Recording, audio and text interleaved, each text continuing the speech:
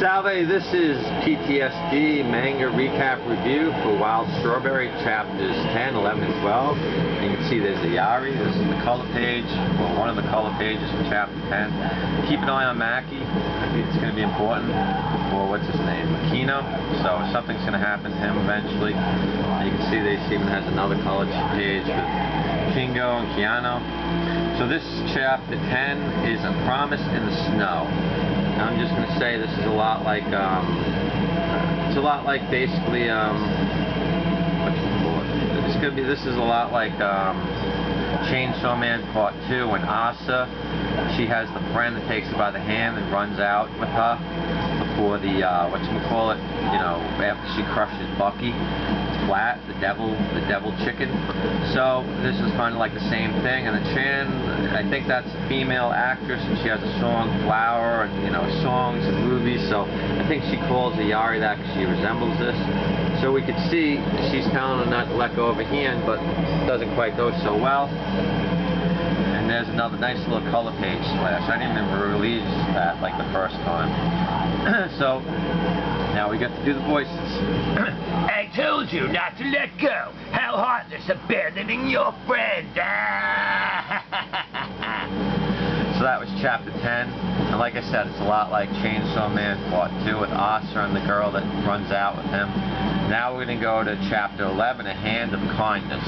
Now this is going to be kind of interesting. So the Hand of Kindness goes back to when her name is Mayu Tachibona. Even though I didn't say that last chapter, nobody's watching anyway. It's not like YouTube is even a viable platform anymore.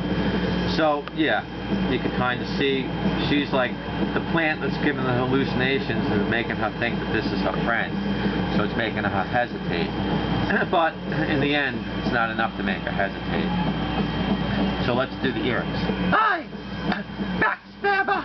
You saved yourself and left me to die in those earrings! I knew you wanted those earrings all along. I'll bring the earrings. I'll bring the earrings. So that was Chapter 11. Basically, he's testing them too. Makoto wasn't really asleep. This chapter, she gets saved by Kingo, who jumps in front of her and he takes like what would have been like enough to basically slay her.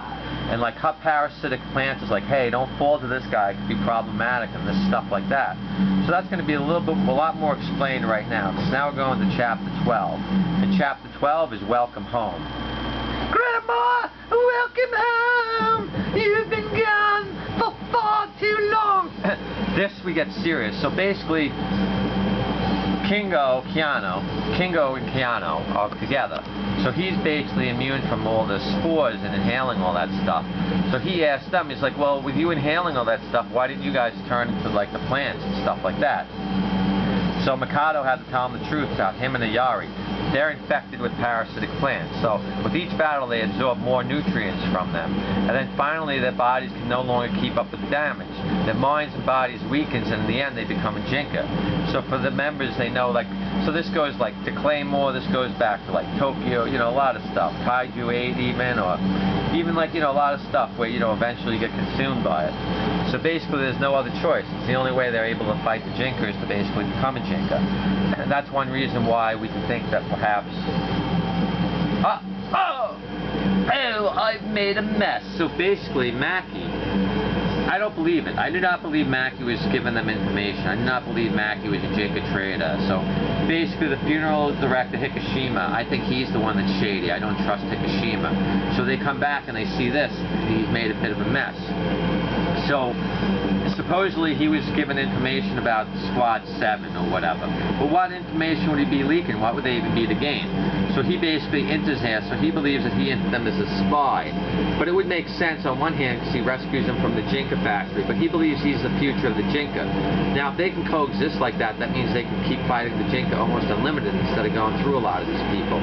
So personally, I don't think he was evil. Maybe he got corrupted later on, but you could believe that everything he said was a lie. But I think Hikishima's going to turn out to be the bad guy because he's only had like limited success, so I think he's been sabotaging them all this time. So now we go through. With each battle they absorb more nutrients from us until finally our bodies can no longer keep up with the damage. Our minds and bodies will weaken. and Ayari are infected with parasitic plants. Jinka. That's why they're in our pruning shears. And in the end, we will become Jinka. For the members of the Special Flower Funeral Force, this is our inescapable future. Are you serious? But that's... There's no other choice. It's the only way. We're able to fight the Jinka. Why would you? Why would we go that far? Please think a little before you ask. So she wants to rid the world of all the Jinka because that was the promise of her friend. Remember, and then this is not much. I made a bit of a mess. So now we're supposed to believe that Maki was a Jinka all this time. I don't really believe Maki was a Jinka all this time, but that's the thing. So we're basically to believe that he was a Jinka, that he was a spy, that he was a Jinka spy, and he infiltrated everything, and the director knew all along. So then they have some suspicions about Kingo at that point. So now they're going to go on the next mission and everything like that. So I would say this is when it's really starting to become like a horror manga. I mean, it's a lot of references, like Claymore. In Claymore, they sort of implant themselves so they can fight the beasts. Otherwise, they can't. So in this, he's basically ultimate Jinka in a way. Because the Funeral Force, they basically implant themselves with a parasitic Jinka. But this Jinka and him, they seem more of a bio, like, you know, like where they're getting along. But I find it hard to believe that Maki was in it all the time, but it would be making sense. But you would think if Maki's working as a scientist in that area, they must test them, so they would know that Maki, if he had Jinka things or this, that, or that, maybe he ingested too much Jinka, but then at the other time it would make sense that he rescues him, and he sees him as the Jinka, and he's trying to get him to the mother Jinka, but he wasn't really trying to get him to the monkey Jinka. He told him about the mother Jinka, and that was kind of his idea to go there, so I don't believe Maki was bad, so we're going to see. This is chapters 10, 11, and 12. I'm saying Hikishima. I think he's the one. Maybe he implanted him, maybe he made him do whatever. Maybe the Funeral Force isn't what we think. Maybe the Mother Jinka and all that stuff. Maybe all this is stuff to keep, like, where they keep power and stuff like that. So, yeah. And then, like, if you just wanted to see what her friend looked like, it's like... Just now, I felt like I wanted to eat you. Don't! I promise I won't let go of your hand. So that was basically like her promise, like she wasn't going to let go of her hand, but she wasn't able. And it's interesting because Maki overheard her when she had the nightmare, or whatever. So Maki was really, he seemed really friendly, seemed like he was a really good guy. So like I said, I find it hard to believe that Maki was in on it, that he was a spy. I think it's the funeral director, but like I said, Wild Strawberries are right, even if it's not the most original manga. Manga's not original, it takes from other mangas. So if you know manga well enough, it's like, oh, this takes from this and that. But anyways, I'm not doing too well with my health and stuff. But anyways, thanks and take care.